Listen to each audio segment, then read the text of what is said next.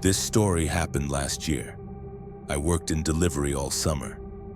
There were many different unusual stories, but that one order I'll remember for the rest of my life. I took it around 5 p.m.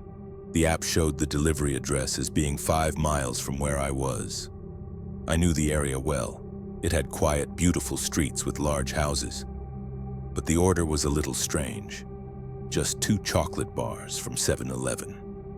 The route stretched along the highway on the bypass. Another 5 minutes and I would be there. A low metal fence appeared in front of me around the perimeter of the property. Behind it was a neat lawn, then a path to the house, which was far from the street. The gate was closed and there was no intercom. The app updated and a message with instructions arrived. It said that I could step over the fence, walk along the path, and leave the order at the door. This was against the instructions, but I decided to do as the customer had asked. I shifted the bag onto my shoulder and carefully stepped over the fence. The lawn was soft, slightly damp from watering. It was about 100 feet to the porch. I walked along the edge of the path so as not to leave footprints on the grass. I climbed onto the porch, placed the bag to the right of the door, took out my phone, took a photo for confirmation, turned around and walked back to the car. Suddenly, I heard the door of the house swing open behind me. I turned around and saw the owner of the house on the porch. He was standing with a rifle in his hands, aiming in my direction, and next to him was a large dog. A second later, there was a loud bang. At first, I didn't even understand what it was. It sounded like fireworks. The dog lunged forward, pulling on the leash so hard that the man staggered. I froze for a second to understand what was happening. Smoke was coming out of the barrel of the rifle. He had fired into the air. I turned and ran toward the fence. I had only one thought: to get away from there as quickly as possible. It's easy to run on a perfectly flat path, but my legs still wouldn't obey me. Another shot rang out. I ran to the fence, thinking only of not getting tangled up in my bag and not losing my keys. My hand slipped on the top bar, burning my palm, but I swung myself over the metal structure and fell onto the gravel outside. I jumped up and ran to the car. I got in, started the engine, floored the pedal, and drove as fast as I could. At the next intersection, I stopped, contacted support, and reported that a threatening incident had occurred. Half an hour later, they called me. The conversation was standard: place, time, actions, description. I added that I had been instructed to leave the order at the door, stepping over the fence and walking to the house along the path. Later, I learned that support had received complaints about the same address. A police officer told me this when he was taking my statement. It turned out to be unpleasant. Someone had been deliberately spamming this address with small orders all day. Lots of small orders, different accounts, the same instructions. According to the police officer, by evening it had become the 20th call. The owner of the house wanted to spend his day off with his family, but from early morning couriers were hanging around his gate, some leaving packages on the grass, some leaving them at the door, knocking on the door. The day off was ruined and the man lost his temper. I was just unlucky. No one was targeting me. They just wanted to scare me. My delivery was the last straw for the owner of this house. After that, I always follow the instructions. I don't go to the site if there is no open entrance or clear invitation on the premises.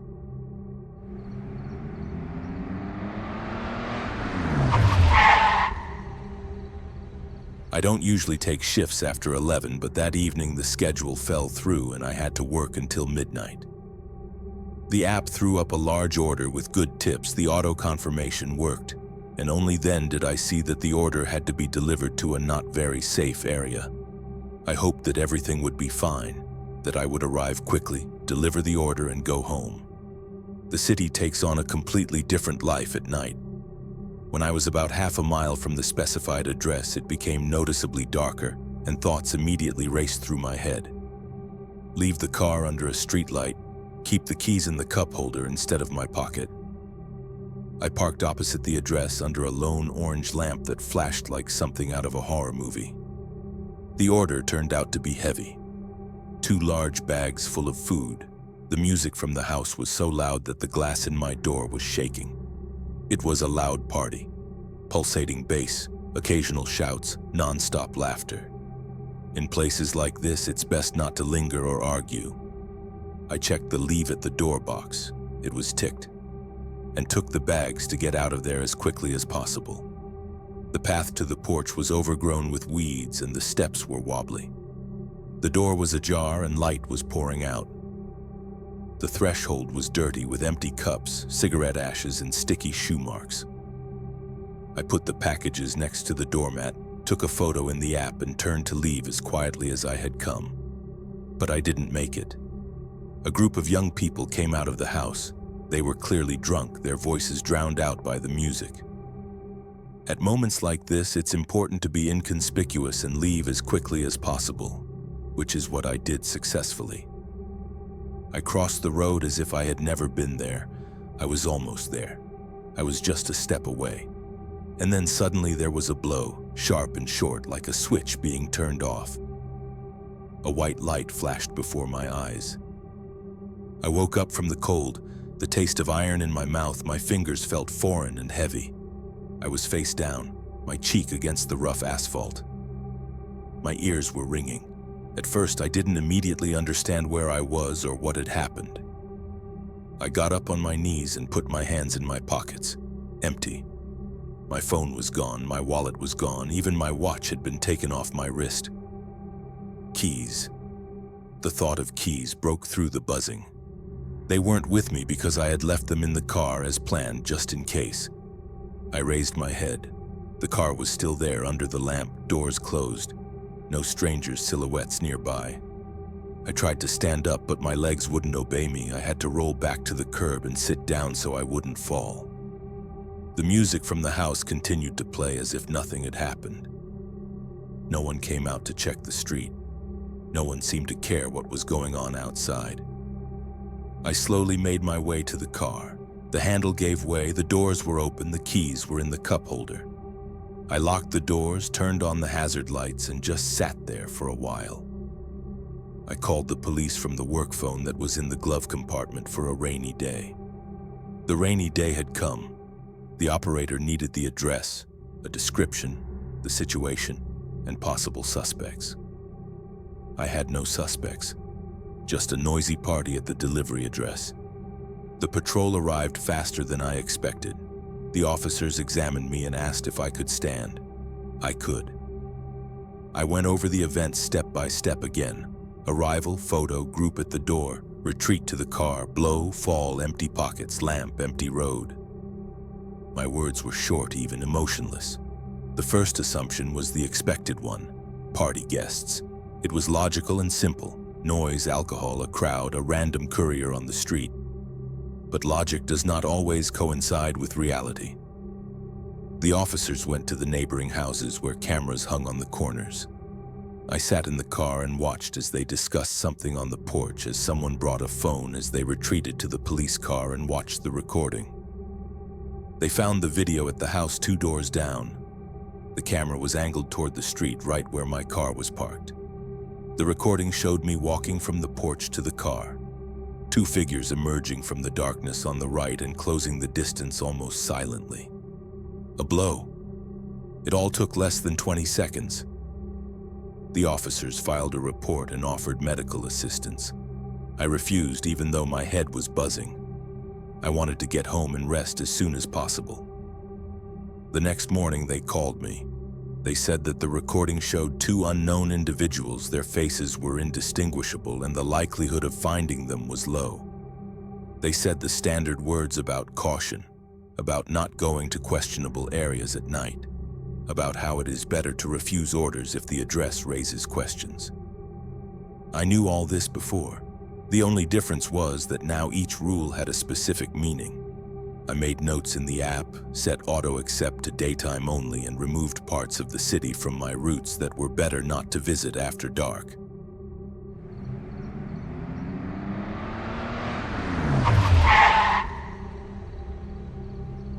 I sometimes worked as a courier at night. Extra money never hurts. That Friday, I had the day off from my main job, so I spent the whole day making deliveries, and by the end of the day, I was exhausted. I was thinking about finishing my shift when an order came in. Very good tip, and driving out of town on the highway, I could quickly deliver the order and be home in half an hour. The address seemed familiar, near the edge of town where an old friend of mine lives. The further out of town I went, the darker it got. There were no street lights, and the few houses were hidden among the pine trees. The navigator pulls up to a dirt road intersection. Birch on the right, hollow on the left. An old two-story house stood at the very edge, beyond which was a dead end. It was very dark around, not a single window lit. On the porch was the dark spot of a doormat. I stopped at the curb. The order was marked, hand delivery. That meant I had to knock and wait. I exhaled, took the package, and walked to the house. I climbed the steps. I knocked. At first there was silence. Then there was a barely audible creak, as if someone behind the door was not walking but rolling across the floor. My shoulders rose on their own, my fingers tightened around the handles of the package. I said to the door, "Delivery." Silence in response. I automatically bent down, looked through the crack under the door, and saw a narrow strip of light like from a hallway lamp. So it wasn't empty. "I'll leave it on the mat by the door, okay?" I said, louder this time. Underneath the door, where the strip of light was visible, a shadow flashed as someone walked behind the door. I reached down to put the bag on the floor, and at that moment there was a quiet click above my head. The light sensor on the facade had been triggered, and a dim spotlight flashed to the right of the porch, which wasn't particularly useful. But I managed to see something that I thought about all night. Long boards lay on the gravel along the walls, fresh, covered with screws and nails. One was by the left wall, the other was near the corner, a little further away. Like hedgehogs turned upside down with their spines facing up. A strange picture, a very strange house, a very strange order. I need to get out of here quickly. I straightened up abruptly and looked back at my car by the road. Between the porch and the car was a narrow, clean gravel path, and nearby on the ground lay some strange objects. I couldn't make out what they were from a distance, but there were about a dozen of them at a glance. I turned on the flashlight on my phone and felt a chill. They were huge hunting traps. Inside the house, I heard a crackling sound, and a very quiet female voice said, "Don't go, please. Here." I couldn't make out the rest. The voice didn't come from the door, but it seemed to come from deep inside the room. It sounded calm to me, and that was the only reason I didn't rush straight back to the car. I moved a little closer to the door. "Do you need help?" There was no answer. I instinctively turned around and saw a silhouette in the edge of my headlight beam. Someone walked in front of the car's headlights and leaned toward the driver's door. A second later, the silhouette disappeared behind the car. I jumped off the porch, hopped over the edge of the steps to avoid stepping on the nails, and ran along the clean strip of gravel toward the road. When I was about 30 feet away, two headlights flashed out of the darkness between the trees on the right. An engine started with a dull roar, a pickup truck. In the light of its headlights, I saw two more boards with nails. The one who had been near my car had placed them behind my car so that I couldn't drive away. The pickup truck was in the bushes at the crossroads, exactly where I was supposed to turn out, and now it was slowly rolling out onto the road, blocking the only straight path. I was shaken, but my legs ran on their own. I ran to the car, jerked open the door, threw myself into the seat, stuck the key in, and the engine started on the first try. The pickup truck was slowly sliding into the middle of the road, practically blocking the exit. I pressed the gas pedal and jerked forward. The wheels spun, but the car made it through. I turned the steering wheel and drove off the road into the bushes onto dry grass, going around the pickup truck in a semicircle. There was a grinding noise from the bottom of the car, and everything inside was rattling, but the car flew out to the far side of the fork. The pickup truck, realizing the maneuver, jerked forward, turning around, but it was too late. He probably didn't expect such agility from me. I stepped on the gas and drove away on Birch without looking back. At the second intersection, I stopped at the stop sign for exactly 1 second. My heart was racing. I took out my phone. There was no signal. Only after half a mile did the bars light up. I dialed 911 and stammering explained what I had seen and where. The dispatcher asked me to stop at the light and wait for a patrol car at a well-known gas station. 20 minutes later, the sheriff and his partner arrived. They listened without interrupting, then exchanged glances. They said that this scheme was nothing new. There had already been traps for couriers working at night in the area. A completely dark house, an order for a good tip, cash in hand. They jiggle the door, a person approaches, and at that moment they hit the wheels or block the exit. Sometimes boards with screws under the wheels, sometimes the chain across the driveway. Sometimes just a pickup truck close by with no chance to turn around. I asked about the woman's voice. The sheriff shrugged. It varies. Sometimes it's a recording on a speaker to buy time. Sometimes it's really someone inside. He just said, "If you had stepped on those boards, you wouldn't have gotten anywhere." The next day I went with them. The house was still there, the door was closed, and there were fresh tire tracks on the side of the road. You could see the marks from my maneuver on the shoulder. On the ground next to the gravel path, there were prints from men's boots, but no boards or traps anywhere. We didn't go inside the house. The sheriff said to let the investigator with a warrant do his job. After that night, I became more cautious.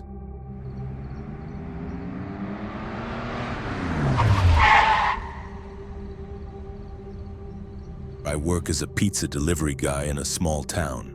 The job isn't difficult, but in the evenings in this town, you feel like the whole world has forgotten you exist. That order came in close to midnight. I was about to close my bag and turn in the car when the dispatcher sent the address, 113 Fairfield Street. Nothing special, except that I didn't remember anyone living there. The neighborhood was almost deserted. Old buildings, crooked fences, sparse streetlights that looked like they were floating in the fog from a distance. Usually these kinds of deliveries ended up being false calls or pranks by kids. The drive took about 10 minutes. The further I drove, the quieter it became. The streetlights became increasingly sparse. The wind blew trash down the street, and somewhere a chain rattled on a gate, banging against the iron. At the end of the street, I saw the house I was looking for. Dark, peeling, with a single dim light above the porch. The light swayed, and every time it moved to the side, the house became completely faceless for a second. I stopped and turned off the engine. A man was standing on the doorstep. An old man, about 80 years old, in a long gray robe that had probably once been white. He didn't move as I got out of the car. He just stood and watched. I nodded, picked up the bag with the order, and walked toward him on the creaky steps, the boards springy under my feet. As I got closer, I could see that the door behind him was wide open and a musty smell wafted out.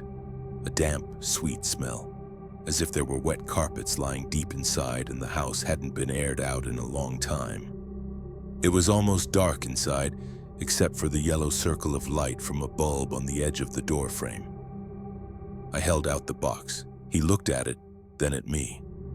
The seconds dragged on. He didn't take the pizza. I stood there.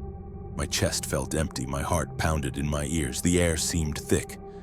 Suddenly, the old man told me to go into the house and wait while he found me an extra tip for such a late order. I felt the cold air blowing from the dark hallway, sliding down my legs and clinging to my clothes. Behind him in the depths, glass flashed. A mirrored surface, old, with cloudy spots, in an oval wooden frame blackened by time. I don't know why I almost stepped there. Probably out of habit of being polite, fatigue, that stupid attitude that you have to earn your tip with a smile. I clutched the box in my hand so as not to drop it and took half a step forward. The toe of my sneaker almost touched the threshold. And at that very moment, more became visible in the mirror. The mirror was at an angle, and I could see the hallway in it. It was narrow, dark, with crumbling plaster. At the end of the hallway, it turned to the right. and behind that turn stood another man. Just as old but more massive, with slicked back gray hair. He was holding a bat in his hand. He stood completely still, and it seemed like he was looking straight into the mirror, which meant straight at me. I took a step back, then another. Something clicked inside me. Everything became extremely simple. I placed the box right on the doorstep. The lid slipped slightly, and for a second the smell of hot dough overpowered the dampness. I turned around and walked down the steps with exaggerated calm. When I got into the car, my hands were shaking so much that I could barely get the key into the ignition. I looked in the rearview mirror. The light above the porch was swaying. The old man was standing there, but now the door behind him was almost closed. There was a narrow gap between the doorframe and the door, from which a thin, blade-like strip of light was cut out. For a second, it seemed as if there was movement in that gap. I started the engine, pressed the gas pedal, and drove off without looking around, trying not to think about the itchy feeling of someone's gaze on my back.